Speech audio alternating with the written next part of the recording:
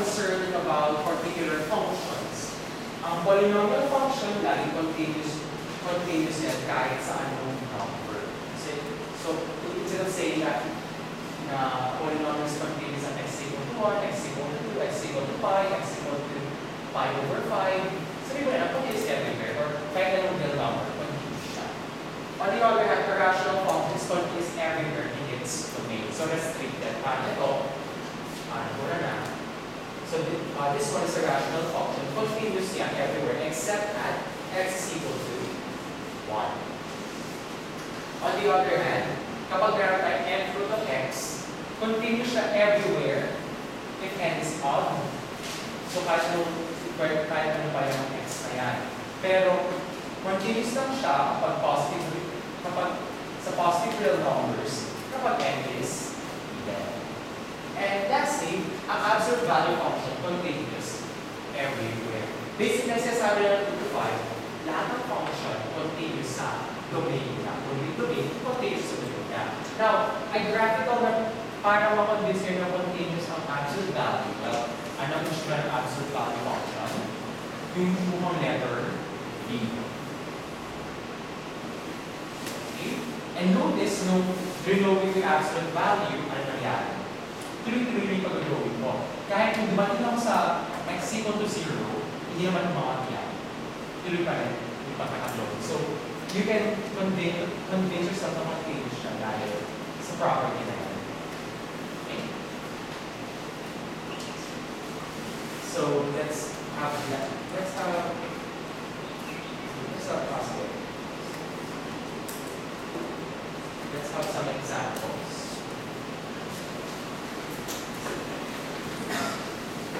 Or let's have the following three ones.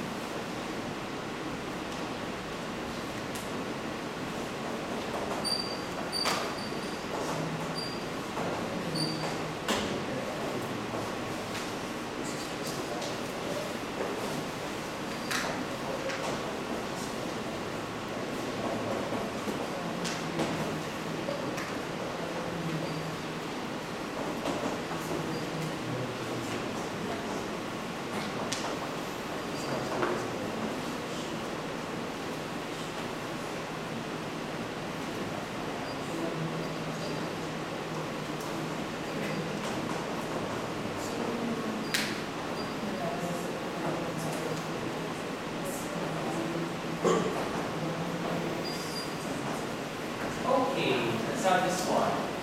Now, so far ginawa natin kung paano makakita ng mga continuous function. Now, in my experience, mas madaling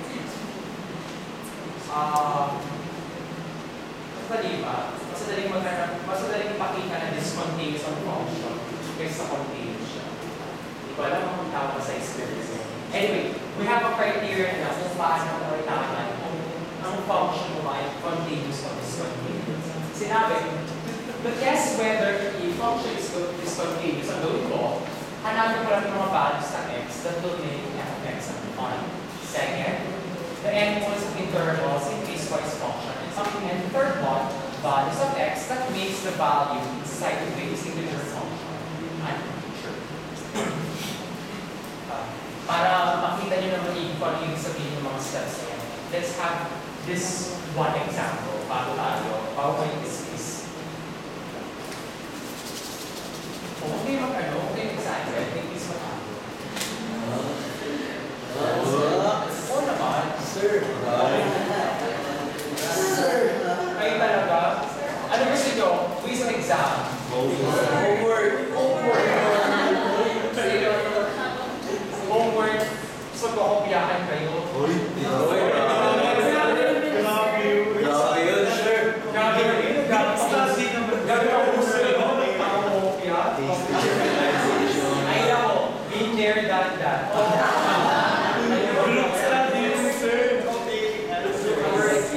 Tsaka sandali lang, yung 2 items, sandali lang. Di ba ngayon isang quiz ninyo, pagbaba ko, nagtatapos sa kayo lahat, parang sabi ko nga dapat, okay, 5-minute extension, kung naman kung pagkakat ko, tapos pa lang. So wala ng extension. Madali lang yung quiz. Okay naman. Madali siya, syempre, pag ano, di ba?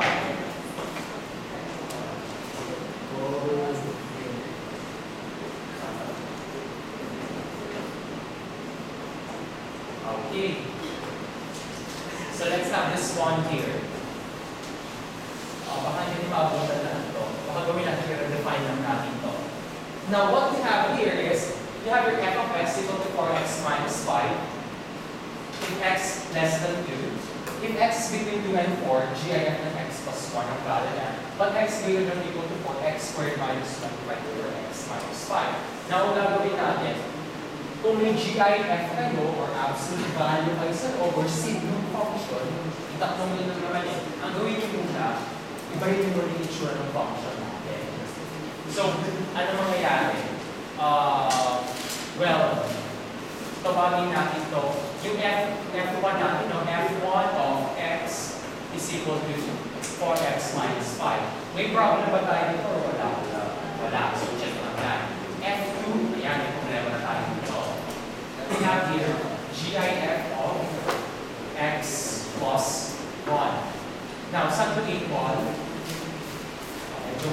Okay, ito, di ba? X plus 1. So, gusto mo, ang dulo mo x plus 1. So, remember, x plus 1 is equal to the gif of x plus 1 is equal to n. We can negate ano yung criteria. X plus 1 is between n and n plus 1. Di ba kung yung dapat x tayo matira, no? So, di ba dito magiging n minus 1 is less than or equal to x less than n. Now, ano gusto mo yung n point? You want it to be 2. So, ibig sabihin, kung 2 yan, this implies that n minus 1 is equal to 2 or n is equal to 2. So, kung 2 yan, ang ibig sabihin, gif of x plus 1 is equal to 2. If n only if, pag yung 2 bilang ito rito, 2 minus 1, that will be 1. Ay, bakit ganun? Sir, di ba po? Ay! Okay po, siya lumapa yan. Arithmetic. So, ito ay 3. So, ito ay 3 minus 1, 2 is less than or equal to x is less than 3. Okay? Pero nasa tayo, ang dulo natin 4, so hindi pa tapos. Choose now n to be. Kung 3 yan, gusto natin ulit. 4. So, ibig sabihin, x plus 1 is equal to 4. Even though we x is between 4 minus 1, 3. That naman ay 4. Okay? So, natatakuha naman natin lahat? Hindi pa. Kasi 4 pa lang was strictly less than, pero dapat greater than. So, this one, choose n is equal to 5. So, ibig sabihin, GIF of x plus 1 is equal to 5 if and only if x is between 4 and 5. Meron mo mas tayo. Pero hanggang 4 lang yung kailangan natin. So ano yung definition nito? This one would be equal to 3 if x is between 2 and 3. Tapos 4 if x is between 3 and 4. And finally 5 if x is equal to 4. Hindi kasama yung ba? So, class, again sa GIF, kapag-aralan nyo, pansinin nyo yung GIF, laging integer ang sagot. Wala kayong makikita x dito. Puro integer. Okay, last one. Redefine natin. Paano yung F3? F3 would be equal to x squared minus 25 over x minus 5 is equal to x minus 5 times x plus 5 over x minus 5. So we get here x plus 5. Ano yung ano? X should be greater than or equal to 4. And x is not equal to 5. So, i-redefine natin ang next meaning. Redefine, modify. I-modify natin f next meaning. Kasi pa yung redefinition. Okay? So, we'll end here. We'll continue with this example tomorrow.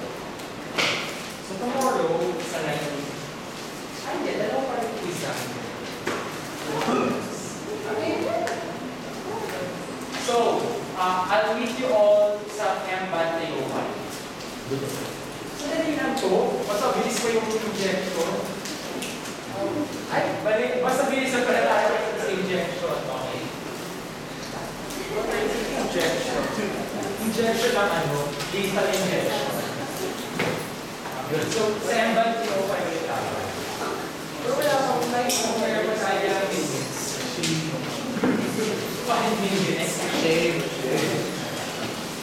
MBAT 305.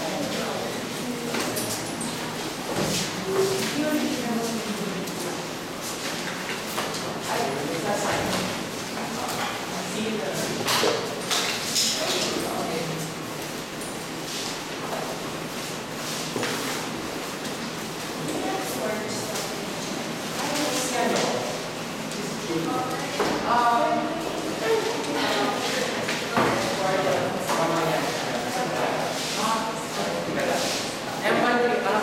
Nandito ka ba nung Friday?